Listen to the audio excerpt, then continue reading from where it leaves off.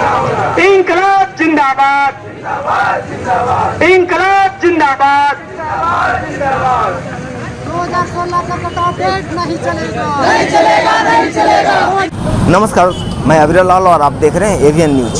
आज पकरी बरवाडी के विस्थापित बड़का गांव से और अन्य कई गांवों से पैदल मार्च करके लगभग 40 किलोमीटर से ज़्यादा पैदल मार्च करके विस्थापित का मुद्दा को लेकर के आज समाहरणालय पहुँचे हैं और इन्होंने अपनी प्रमुख मांग को रखा है कि जो बहाली का ये लोग, जो विस्थापन का ये लोग 2016 का एक डेडलाइन रखे हैं, ये इन लोगों का कहना है कि वह डेडलाइन गलत है और वह 2024 तक का होना चाहिए। ये लोग भाई को भाई से लड़ाने का काम कर रहे हैं। इस तरह के जो मुद्दे हैं, तो ये सभी मुद्दों को लेकर के ये सभी आज ज्ञापन देने के लिए समाहरणालय आए हैं। आइए जानते हैं कि इन लोगों का मुख्य मुद्दा और मुख्य मांग। इंकलाब जिंदाबाद, इंकलाब जिंदाबाद।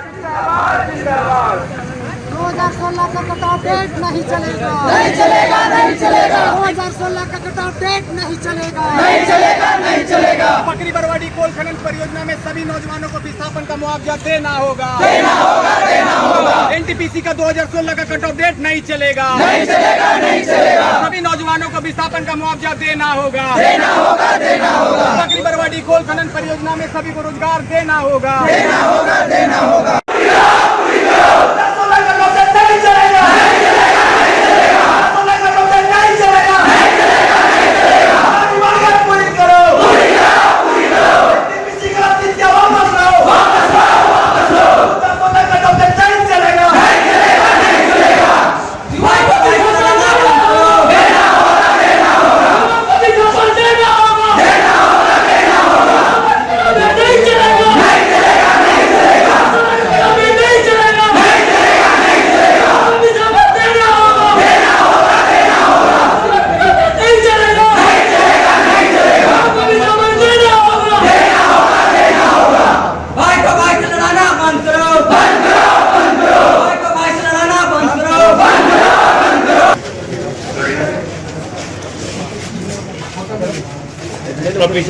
पीछे रहो।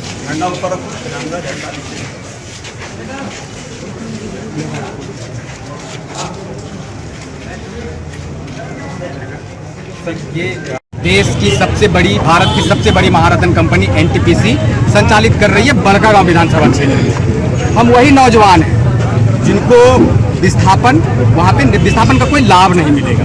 आज आने का मुख्य कारण ये था कि पकरी बरवाडी कोल खनन परियोजना में 2008 का एक कट ऑफ डेट रखा गया था। ग्रामीणों का भारी विरोध और परियोजना में लेट लतीफी के कारण उस कट ऑफ डेट को आगे बढ़ाया गया, 2016 कर दिया गया, 17 मई 2016 कर दिया गया। अब 17 मई 2016 में अगर किसी परिवार में अगर 18 साल नहीं हुआ है, अगर उस परिवार में किसी व्यक्ति को अगर 18 साल नहीं हुआ है, तो वो मुआवजा से वंचित होगा। उसको मुआवजा, विस्थापन जो भी है, विस्थापन का जो भी नीति है उसको लागू नहीं होगा। वो एकल परिवार माना ही नहीं जाएगा। उसी को लेकर हम ज्ञापन सौंपने आए थे कि इस कट ऑफ डेट को, अगर खदान अभी खुल रहा है, अगर आप अभी जुगरा जाएंगे, आराहरा जाएंगे, तो खदान अभी खुल रहा है, मट्टी अभी निकल रहा है, तो उस हिसाब से अगर आप हमको अभी विस्थापित कर रहे हैं तो हमें अभी विस्थापन का डेट अभी होना चाहिए। 2016 में आपने अगर हमें 10,85,000 रुपये दे दिया होता तो 2016 में क्या था डॉलर का रेट? अगर 2008 का डेट डिसाइड है 10,85,000 रुपया, 2008 का डिसाइड है क्योंकि आपने 2016 कर दिया उसको, तो उस समय पे डॉलर का क्या रेट था, तभी क्या रेट था। तो आज हम कहाँ हैं? अगर आप हमें 10,85,000 तो दे भी नहीं रहे हैं, अगर किसी को दे भी रहे हैं, अगर मम्मी पापा अगर बड़े भाई को, तो वो क्या दे रहे हैं? कुछ भी नहीं दे रहे हैं। एक एग्जाम्पल के तौर पर अगर हमको थोड़ा सा समझाएंगे कि अगर एक परिवार में अगर 4 से 5 भाई है, तो उसमें से अगर एक को सिर्फ अगर चारों को अगर नहीं हो रहा है, कट ऑफ डेट में अगर वो नहीं हो रहा है, तो उसको विस्थापन नहीं मिलेगा, सिर्फ एक भाई को मिलेगा। और जो मम्मी पापा है फैमिली, उसको एक एकल परिवार मार के एक मिलेगा, तो 4 कहाँ जाएंगे? इसी मांग को रखने के लिए हम यहाँ पे आए थे। हमने अभी ज्ञापन दिया है। अगर इस पे अमल होता है तो आगे, फिर अगर नहीं होता है तो हम फिर यहाँ से राजभवन पैदल मार्च करेंगे। और अभी हम जो आए हैं, हम बड़का गांव से 7 किलोमीटर दूर जुगरा, चेपा, आराहरा, डाड़ी, सिंधवारी के नौजवान हैं जिनको विस्थापन का लाभ नहीं मिलेगा। वकील साहब हैं और भी आपको डिटेल में आपको थोड़ा सा ये बता सकते हैं। परिचय अमित कुमार गुप्ता। देखिए,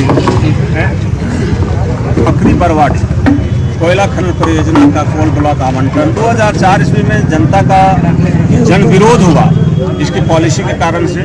उसके कारण से इसने अधिग्रहण की जो प्रक्रिया थी वो नहीं कर सका और 2008 ईस्वी में इसने सारा कुछ तय किया।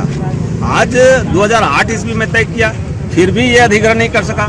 तो 2016 में इसने माइनिंग शुरू किया एक चिरोडी बरवाडी में फॉरेस्ट जमीन पर कुछ गांवों को उजाड़कर। अब इसका कहना क्या है, इन नौजवान जो लोग आज आए हैं यहाँ पर पैदल चल के बड़का गांव जुगरा से 40 किलोमीटर दूर से पैदल चल के जो आए हैं यहाँ कहने के लिए, ये कहने के लिए आए हैं कि 2016 में हम अगर 18 साल जो हो गए उसको तुम मान रहा है कि कल परिवार है, और 2016 के बाद 16 में तो अधिग्रहण किया नहीं। चिरोडी बरवाडी खदान बनाया जो फॉरेस्ट का जमीन था, जीएम लैंड का जमीन था, कुछ गांव में रहती था। तो 2024 चल रहा है, आज हमारा जुगरा गांव का अधिग्रहण कर रहे हो। आज चेपाकला, आराहरा, डाड़ी, शिंदवारी, चेपाखुर, लंगातू, इन गांवों का पकड़ी बरवाडी, इन गांवों का अधिग्रहण अभी होना बाकी है। तो इन युवाओं का स्पष्ट हम लोगों को कहना है कि हमारे जमीन पर अगर 24 में आ रहे हो तो 24 का डेट ऑफ कट्टा तुमको बनाना पड़ेगा, और सभी 2024 में जो 18 साल पूरा कर रहा है उसको एकल परिवार मानकर रिसेटलमेंट का जो भी सुख सुविधा है उस सबको भुगतान करना होगा। एक तो ये बातें हैं, आज तक वहाँ देख लीजिए हिंदुस्तान के सब भाषा बोलने वाला बड़का गांव में पहुंच गया, लेकिन ये रोजगार, ये देख लीजिए नौजवान, इसका कहीं कुछ नहीं, इसका पूरा बेरोजगार, इसका जमीन लूट लिया, पीढ़ी दर पीढ़ी का जमीन सारा खदान में बदल दे रहा है, इनको कहीं कोई पूछने वाला नहीं है। तो अब सवाल ये है कि हमको एकल परिवार भी मानना होगा, और एनटीपीसी पकड़ी बरवाडी या एनटीपीसी उस परियोजना से जो भी रोजगार निकलेगा वो सारा इन युवाओं को देना होगा। अगर इन युवाओं को नहीं देगा तो आज हम डीसी को मेमोरेंडम दे रहे हैं, ज्ञापन सौंप रहे हैं, राजभवन को देंगे, सरकार को देंगे, और उसके बाद इसका सारा खदान और ये सब जो है बंद हो जाएगा, बंद कर दिया जाएगा, नहीं चलने दिया जाएगा। चूंकि ये अन्याय बर्दाश्त नहीं करेगा वहाँ के ये नौजवान युवा लोग, ये तय कर लिया, चूंकि संकल्पित है। आपको बता दें, बड़का गांव से जुगरा 7 किलोमीटर दूर है और हजारीबाग 27 किलोमीटर है, तो 24 ये समझ लीजिए 34 किलोमीटर जब पैदल चल के संकल्प के साथ यहाँ आके ये बात कह रहा है, तो आगे इनके साथ लड़ाई निरंतर जारी रहेगा। यही चीज आज हम लोग कर रहे हैं। अब देखिए एक चीज ये मैं अनिरुद्ध कुमार पेशे से अधिवक्ता हैं और इस आंदोलन को हम लोग आगे बढ़ा रहे हैं, धार दे रहे हैं। चलिए ये एक पकड़ी बरवाडी कोल खनन परियोजना का, तो 2004 में ये लड़का पैदा हुआ था कि देवेंद्र कुमार। अगर ये 2004 में पैदा हुआ तो क्या इसकी गलती थी? इसकी क्या गलती थी? 2004 में इसको पैदा नहीं होना चाहिए? यही नहीं क्या अगर इसको ब्रेक लगा देना चाहिए कि आप एनटीपीसी यहाँ पे खनन करने जा रही है, पकड़ी बरवाडी कोल खनन परियोजना में, बाबू तुम पैदा मत हो, तुमको मुआवजा नहीं मिलेगा, ऐसा होना चाहिए। यही ऐसे बहुत सारे लोग हैं कि जिनको मुआवजा नहीं मिले। एक बाप के 4 बेटे हैं।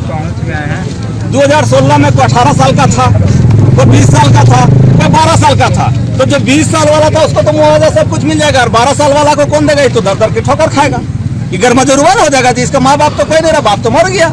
तो ये भाई भाई में लड़ा दिया, पूरे घर घर में लड़ाई हो गया वहां पर पैसे के चलते।